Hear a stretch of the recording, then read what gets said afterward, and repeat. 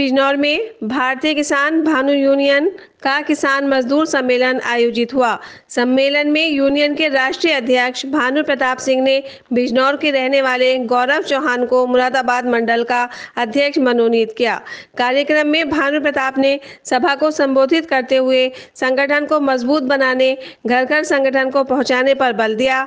वहीं केंद्र सरकार पर निशाना साधते हुए कहा, आज़ादी से अब तक केंद्र सरकार किसान विरोधी नीति के कारण किसानों की फसलों के दाम नहीं दे पाई।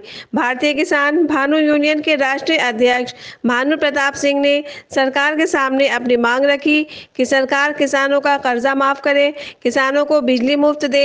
अगर कोई मीडिया कर्मी कवरेज के दौरान घायल हो जाए तो उसे 2 करोड़ का मुआवजा मिले, मरने पर 4 करोड़ का मुआवजा दिया जाए।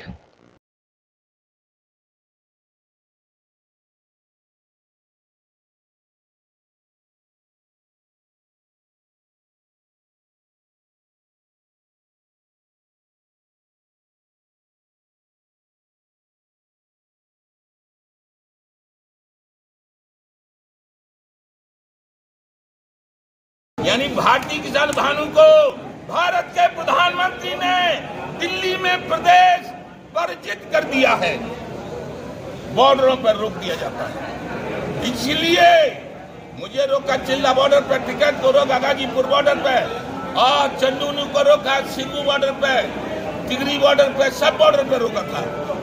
इसलिए अब सभी देश के राजनीतिक संगठनों को, जैसे हम टिकैत साहब के साथ दिल्ली में जाते थे, सम्मान मिलता था। माननीय नरेंद्र मोदी जो प्रधानमंत्री हैं वो किसानों को अंदर दिल्ली में प्रवेश नहीं होने देते। अध्यक्ष जी, आज बिजनौर आना हुआ है, क्या मामला है? बिजनौर आना हुआ ये मामला है कि बिजनौर भी है, ये मुरादाबाद का भी बॉर्डर है, ये अमरोहा का भी बॉर्डर है, और इस मुरादाबाद मंडल में घर घर संगठन बनाऊंगा और उत्तराखंड में भी बनाऊंगा। और यदि किसानों की बात मेरी मांग है, सुनिए ध्यान से, किसान आयोग का गठन कर दिया जाए। किसान आयोग में केवल किसान अध्यक्ष रहेगा और किसान आयोग के सदस्य किसान रहेंगे। गन्ना का किसान, आलू का किसान, सरसों का किसान, गेहूं का किसान, चना का किसान, फलों के किसान, सब्जियों के किसान। और किसान आयोग ही फसलों के दाम तय करेगा। और जो आजाद भारत से अब तक किसानों की फसलों के दाम नहीं मिले, केंद्र सरकार की किसान विरोधी नीतियों के कारण, इसलिए A to Z कर्जा माफ करना पड़ेगा। यदि किसान दुर्घटनाओं में मरे, जैसे मरे थे, 1 करोड़ मुआवजा केंद्र सरकार को देना पड़ेगा। आज मुरादाबाद के युवा जिलाध्यक्ष चुने गए हैं, क्या मामला है? 1 मिनट पहले पूरी बात सुनो, मांग सुनो मेरी पूरी। दुर्घटना में जैसे मरे थे बॉर्डर पे, 1 करोड़ मुआवजा। पूरे देश में आंतरिक सुरक्षा में लगी पुलिस का सिपाही शहीद हो, जैसे हमारे कानपुर में हुए थे 8 शहीद, 2 करोड़ मुआवजा।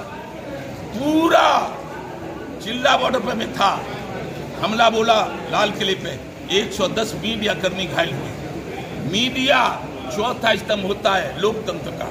पहला मजा मार रहा है, दूसरा आनंद ले रहा है, तीसरा लपसी चाट रहा है, और मीडिया चौथा बेकार रहता है। इसलिए वो घायल हो तो 2 करोड़ मुआवजा, और यदि बिल्कुल ही चला जाए तो प्रधानमंत्री जी 4 करोड़ मुआवजा देना पड़ेगा। और जो सेना है, थल सेना, जल सेना, वायु सेना, बॉर्डर सिक्योरिटी बोर्ड, CRPF, जिनके बल से हम यहाँ जिंदे हैं, राजनेता राजनीति कर रहे हैं, व्यापारी व्यापार कर रहे हैं, उद्योगपति उद्योग चला रहे हैं, हम किसान खेती कर रहे हैं, उनको रखाता है सेना। और वो शहीद हो जाए पाकिस्तान के द्वारा, चीन के द्वारा, जापान के द्वारा, अमेरिका के द्वारा, तो उनके परिवार को, उनकी बीवी बच्चों को 5 करोड़ रुपया मुआवजा देना पड़ेगा। ये है लोकतंत्र, ये है मेरी मांग। और खाद्यान्न के लिए पूरे देश में बिजली फ्री देनी होगी। क्यों? कि खाद्यान्न बिजली से, सिंचाई से पैदा होता है। गन्ना भी, गेहूं भी, आलू भी, फल भी, सब्जी भी। ये मांगे पूरी नहीं होगी तो आंदोलन होगा।